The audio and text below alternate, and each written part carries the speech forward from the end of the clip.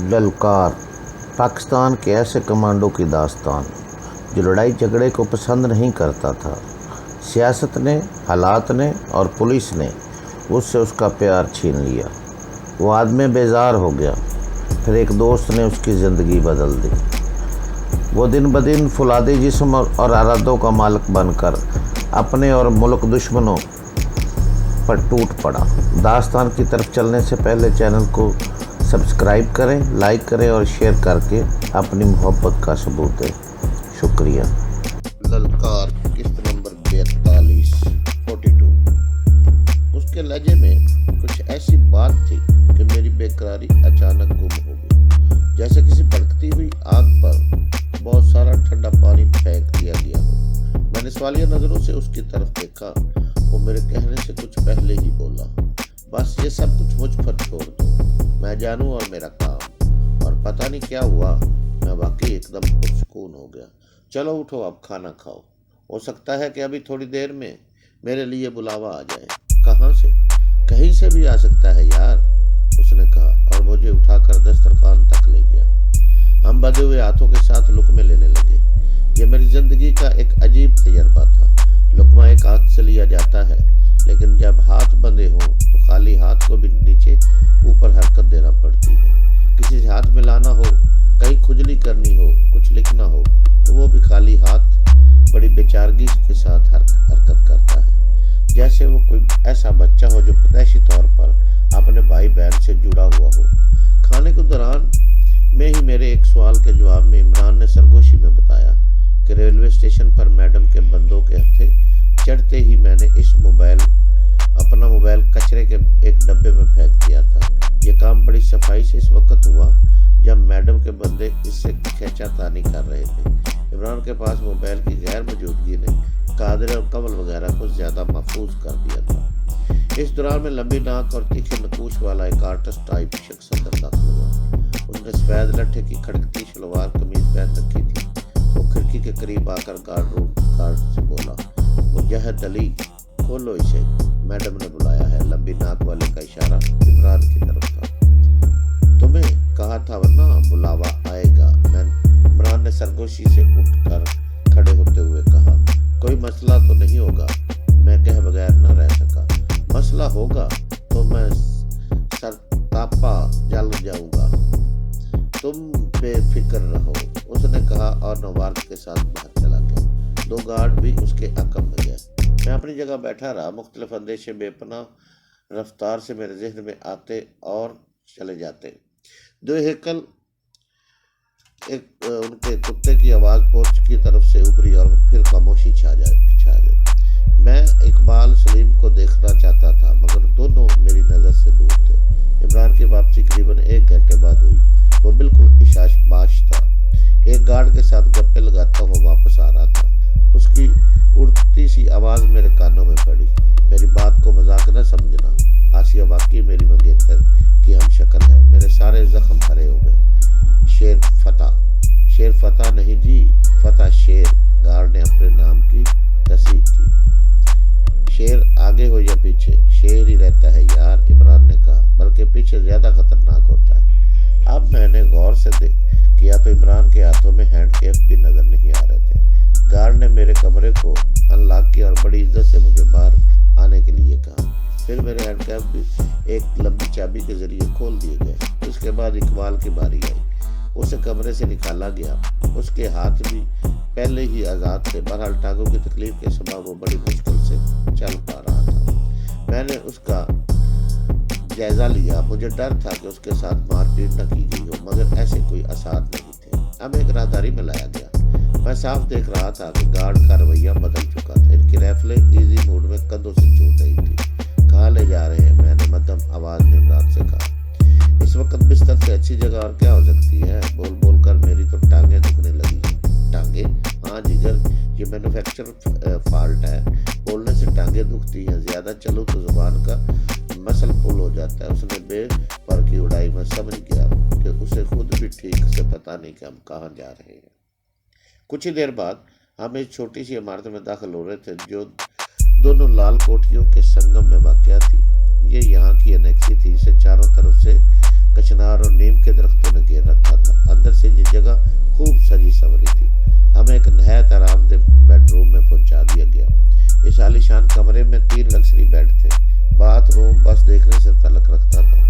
جدید آسائش bath room میں موجود تھی۔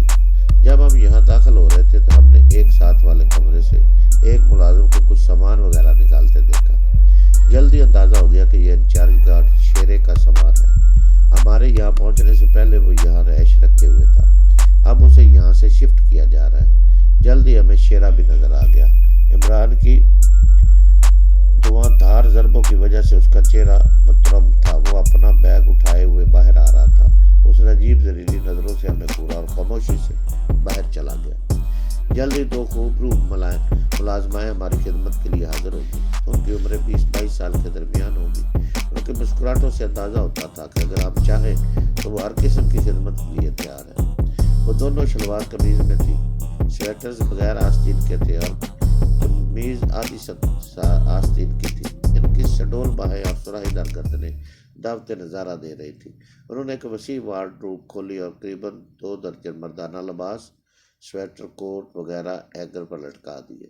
ان میں سلیپنگ گاؤن وغیرہ بھی تھے۔ نفیس چپلیں اور جوتے وغیرہ پہلے ہی قطار اندر قطار اس وسیع وارڈروب میں موجود تھے۔ قد آدم ریفریجریٹر پر کھانے پینے کے بہت سے لوازمات رکھے تھے۔ ان میں امپورٹڈ وسکی کی چمکیلی بوتلیں نمایاں تھیں۔ بڑے سائز کے LCD ٹیلی ویژن پر کوئی انگریزی فلم دھیمی آواز میں چل رہی تھی۔ یہ غیر معمولی حد تک شاندار رہائش گاہ تھی۔ یوں لگتا تھا کہ میڈم صفورہ ہمیں مرعوب کرنا چاہتی ہے۔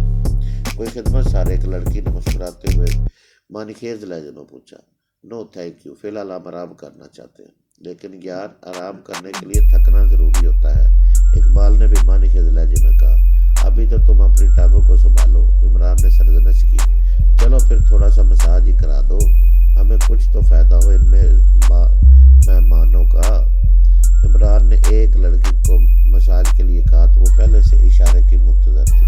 اس نے جھٹ ایک الماری سے 2-3 امپورٹڈ آئلز نکال لیے۔ چلو جی چلے۔ اقبال اٹھ کر بغلی کمرے کی طرف بڑھا۔ عمران نے اسے گدر سے دبوچ کر دوبارہ بستر پر ڈال دیا۔ جو کچھ کرنا ہے یہیں پر کراؤ، ہمارے سامنے، ہم کوئی خطرہ مول نہیں لے سکتے۔ پھر کیا فائدہ؟ اقبال نے ٹھنڈی سانس لی اور فلم سٹار ندیم کی آواز میں بولا۔ یہ تو ایسا ہی ہے جیسے ٹیلی فون پر شادی کرنے کے بعد ٹیلی فون پر سواگرات بنانا۔ ٹھیک ہے بی بی، تو جاؤ تم، ابھی ہمارے ستارے آپس میں نہیں مل رہے۔ اس نے آخری فقرہ لڑکی سے مخاطب ہو کر کہا۔ لڑکی اس کی آواز اور اسٹائل پر ششدر رہ گئی۔ عمران نے بڑی احتیاط سے ایک وسیع بیڈ روم کا جائزہ لیا، پھر ایک کاغذ کی چٹ پر کچھ لکھ کر میری طرف بڑھایا۔ لکھا تھا، ہمیں بات کرتے ہوئے بہت احتیاط کرنی ہوگی، ہو سکتا ہے کہ یہاں ہمیں دیکھا اور سنا جا رہا ہو۔ اس کے بعد یہی چٹ اس نے اقبال کو دکھائی۔ میں عمران سے پوچھنا چاہتا تھا کہ میڈم صفورہ سے اس کی کیا بات چیت ہوئی اور میرے گھر والوں کے حوالے سے اس نے میڈم سے کیا تحفظ حاصل کیا۔ عمران نے میرے تاثرات سے میرا ارادہ بھانپ لیا اور میرا ہاتھ دبا کر بولا، ایک دم بے فکر ہو جاؤ، بے فکر ہو جاؤ، میڈم جی سے ساری بات ہو گئی ہے، نو پرابلم ایٹ آل۔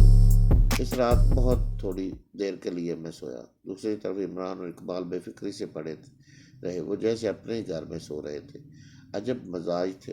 ان کے چند گھنٹے پہلے پیش آنے والے واقعات کی فلم تھی، بار بار تصور کے پردے پر چل رہی اور میں بے قرار ہوتا رہا۔ سب سے اہم سوال میرے ذہن میں یہی ابھر رہا تھا، صبح جب سیٹھ سراج کو میری یہاں موجودگی کا علم ہوگا تو اس کا رد عمل کیا ہوگا۔ اگلے روز آپ دونوں نے بہترین باتھ روم میں غسل کیا اور وارڈروب میں سے اپنی پسند اور اپنے ناپ کے کپڑے نکال کر پہنے۔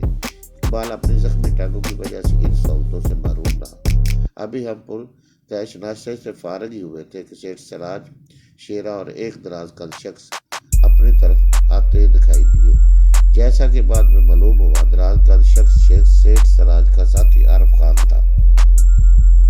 میرے جسم میں سنسناہٹ دوڑ گئی۔ آخر میرا اور سیٹھ سراج کا سامنا ہو ہی گیا۔ شیرہ بھی ساتھ تھا۔ کچھ بھی ہو سکتا تھا، لیکن عمران یہاں موجود تھا۔ اس کے ہوتے ہوئے مجھے کیا فکر ہو سکتی تھی؟ حیرت انگیز طور پر سیٹھ سراج نے آگے بڑھ کر عمران اور اقبال سے ہاتھ ملایا، پھر میری طرف بھی ہاتھ بڑھا دیا۔ چند لمحے تذبذب میں رہنے کے بعد میں نے سراج سے مسافہ کیا۔ سب لوگ صوفوں پر بیٹھ گئے۔ اس دوران میں میڈم صفورہ بھی تیز قدموں سے اندر داخل ہو گئی۔ اس نے بھی سب سے ہاتھ ملایا، پھر سیٹھ سراج سے مخاطب ہو کر بولی، سراج، یہ بات اب کلیئر ہے کہ عمران اور اس کے دونوں ساتھی اب ہمارے ساتھ شامل ہیں اور ہمارا یہ ایک حصہ ہے۔